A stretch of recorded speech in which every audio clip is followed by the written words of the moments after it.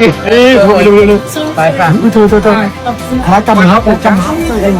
Jojo from Philippines. Nice meeting you. But you come to English. Oh, yeah, what's the translator? Jojo. He was support Miss Universe. Yes, I was there during Andrea Messi's time, the 69th edition. Up until hindi ka Toto. Yeah. Toto, the Philippines.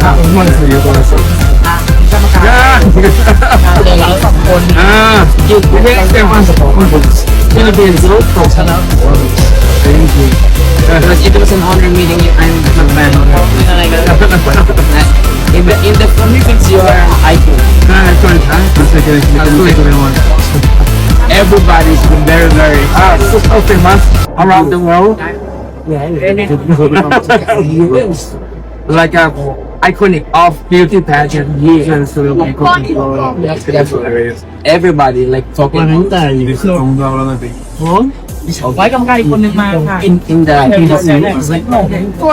40 years. I can understand a little bit of some words in Spanish because we were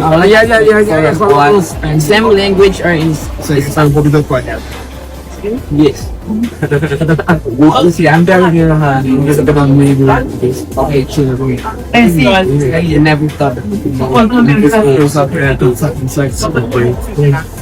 Okay, and we see you tonight again. See you. If you need anything,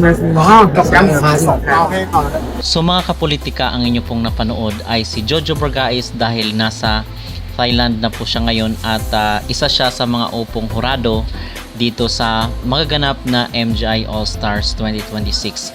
At nai-report natin doon sa ating mga naunang video na itong si Osmil De Sousa ay nasa Thailand na rin po dahil invited siya para dito sa uupo siya sa panel of judges sa kanilang competition sa preliminary at sa finals. At na-mention rin po natin doon sa ating mga naunang video na itong si Osmil ay meron tayong suspicion mga kapolitika na baka ipasok niya lahat yung mga Latinas.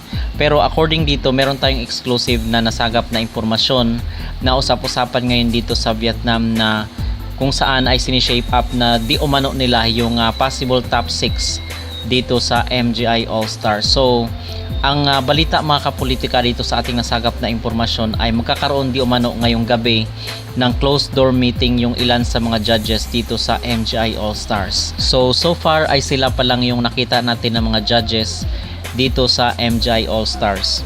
So sino-sino ba yung sinasabi dito na possible top 6 di umano sa MGI All-Stars 2026. So according dito, mainit ngayon na pinag-uusapan dito sa Vietnamese community yung possible top 6 daw ni Osmil dito sa competition. So happy to say mga kapolitika na pasok naman sa banga itong si Gazini Ganados dahil hindi nila pwedeng ilaglag ang market ng Pilipinas dito kasi alam naman natin na business minded itong Sinawat. So merong someone sa Pilipinas na papasok dito sa top 6 daw according dito sa Vietnamese community. At yung pangalawa is nandito rin po yung kanilang pambato na si Vietnam, si Wang Nguyen. Dahil malakas ito sa social media mga kapolitika sa kanyang milyon-milyon na mga followers dito sa kanyang mga pages. So magagamit di umano itong pambato ng Vietnam dito sa promotion ng kanilang papageant dahil sa kanyang milyon-milyon na followers sa kanyang social media account.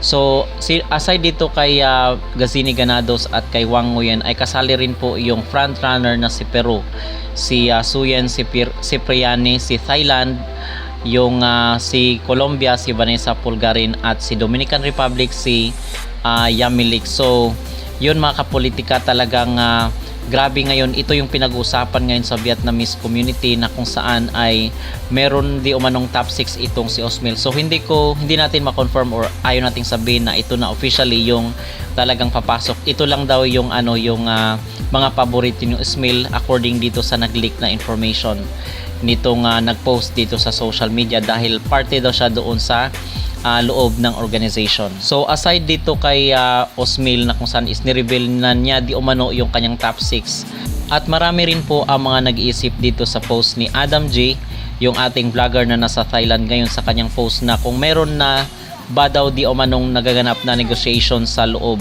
dahil pag kinausap mo yung yung mga judges in a closed door. So meron talagang nangyayaring milagro yan sa loob, mga kapolitika, na kung saan ay hindi natin maiwasan. So far mga kapolitika, yun po ang mga pinaka-latest ngayon na development dito sa MGI All-Stars. At ngayong araw yung kailang 8th day dito sa kailang competition at rehearsal nila ngayong araw ng linggo, dahil sa nalalapit nila na preliminary competition at yung runway challenge nila na ating abangan sa mga susunod na oras or araw. At mula dito sa MGI All-Stars, ngayon naman mga kapolitika ay meron pong balita dito kay Vietnam, na kung saan ay doon sa report natin na hindi siya nasali sa top 10 despite doon sa kanyang hinakot na boto dahil siya yung top 1 sa botohan. At sabi ng Miss Eco International is meron pa daw ibang criteria aside doon sa botohan para makapasok sa top 10. So kahit minor pageant lang itong Miss Eco International ay talagang pinag-usapan mo, especially yung nanalo doon or yung winner sa kailang grand finals sa Miss Eco International, na kung saan ang sabi ng iba ay hindi naman daw di umano deserve at halata daw luto-luto yung resulta ng kompetisyon. So ngayon ay pinutol na ng Miss Eco International ang kailang ugnayan dito sa franchise holder ng Miss Eco International sa Vietnam. At balita po ngayon ito dito sa social media. Miss Eco Vietnam 2026 has been stripped of the title of Miss Eco Asia 2026, and the franchise of her national director, Miss Eco Vietnam organization, has been cancelled due to bribery. Miss Eco International announces the withdrawal of Miss Eco Asia 2026 title and the revocation of national license held by Miss Eco Vietnam. This decision follows a repeated and documented attempts by the Vietnam National Director to influence the competition through bribery, cash offers made in writing in exchange for preferential treatment, and guaranteed top 10 placement. Every one of those attempts was firmly rejected. Miss Eco International does not and will never accept pressure, manipulation, or any unethical influence on its judging process.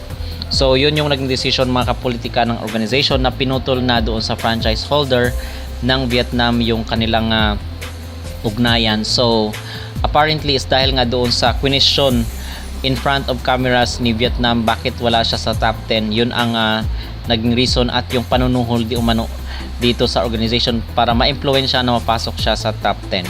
Okay, so far yun po yung pinaka-latest na update ngayon dito sa mundo ng beauty pageant. So mga kapolitika, ano po ang inyong masasabi at maging reaksyon dito sa di umano'y top 6 ni Osmil sa MGI All-Stars? Mag-comment down below at huwag kalimutang mag-like at mag-subscribe na rin kayo para updated kayo sa ating mga latest issue. During those times that we were co-judging sa Miss Grand Japan, I never thought that I would be a part of Miss Grand International. Looking forward for many more collaborations in the future.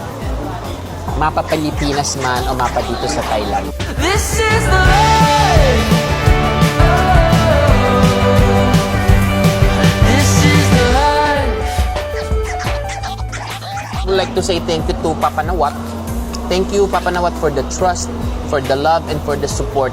Alam mo, hindi ko akalain na aabot tayo dito, because the first time that we were together in a show was we are both judges ng Miss Grand Japan. I think kung hindi ako mali, 2017 or 2018. And imagine mo, from that time up until now, and then we're now working on the main show. It feels surreal, diba? During those times that we were co-judging sa Miss Grand Japan, I never thought that I would be a part of Miss Grand International. And sobrang I idolize you for the show and for running the business and for pushing, kahit even from the start, diba, there's a lot of people who are medyo mixed of opinions, but I just love it. And I'm hoping to learn from you, grow with your organization, and looking forward for many more collaborations in the future. Mapa Pilipinas man o mapa dito sa